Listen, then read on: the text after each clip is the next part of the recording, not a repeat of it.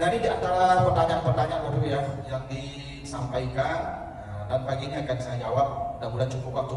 Ada 8 pertanyaan tuh. Pertama, soal larangan memotong rambut dan kuku ya bagi peserta korban kalau sudah masuk Zulhijjah. Ini hadisnya hadis sahih Ibu ya, 3 hadisnya tuh. Tiga-tiganya hadis dari istri Nabi Ummu Salamah. Ya, hadis dari Ummu Salamah tiga-tiganya. Dan tiga-tiganya hadis riwayat Muslim. Cuman redaksinya agak sedikit berbeda, yang substansinya sama. Saya bacakan satu hadis saja.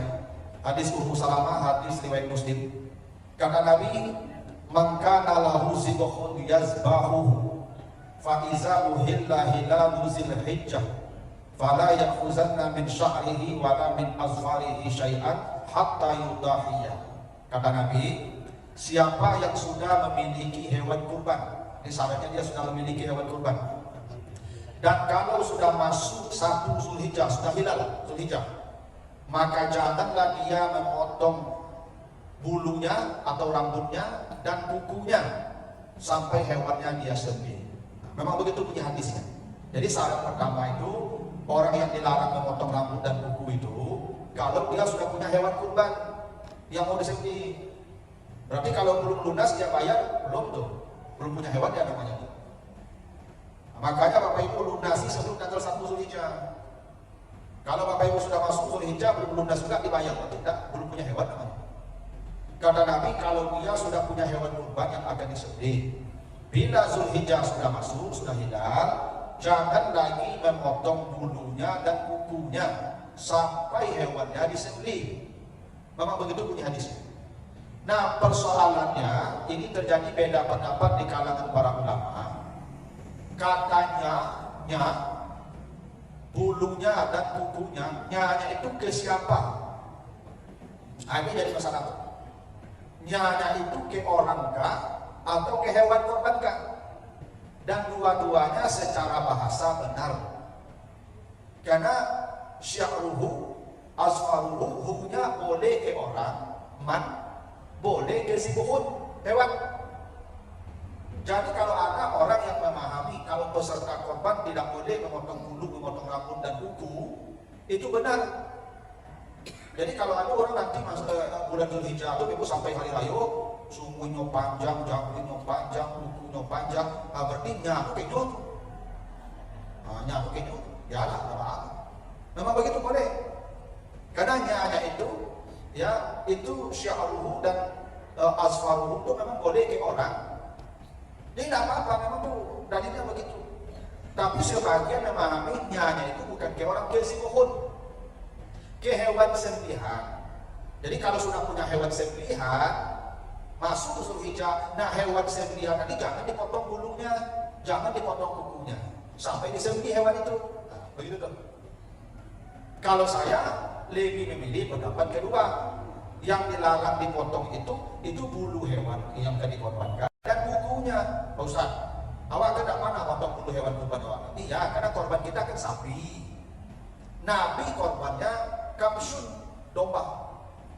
Orang Arab dulu korbannya domba, sahabat banyak korbannya domba. Kibas itu bulunya dipotong. Kalau sudah masuk Zulhijjah, kalau hewan sembelihannya kibas, jangan dipotong lagi bulunya sampai disembelih. Dalilnya ada hadis Ali bin Abi Thalib. Nabi pernah menyuruh Ali, tolong sembelih hewan kurban saya, karena Nabi tidak punya kesempatan. Kata Nabi kepada Ali, bagi apa yang dibagi? Luhumaha, dagingnya, juludaha, kulitnya, wajalalaha, dan bulu-bulunya. Jadi kalau hewan kurban itu bulunya pun dibagi juga. Misalnya kalau ada yang berkorban domba, lalu bulunya panjang, setelah disembelih domba tadi itu bulunya dipotong tuh dijual, tidak boleh. Kata Nabi, bulunya pun bagi juga sebagai korban. Nah itu alasannya kenapa dilarang memotong bulu. Dan bulu awak itu bulu hewan. Kalau bulu awak potong lah.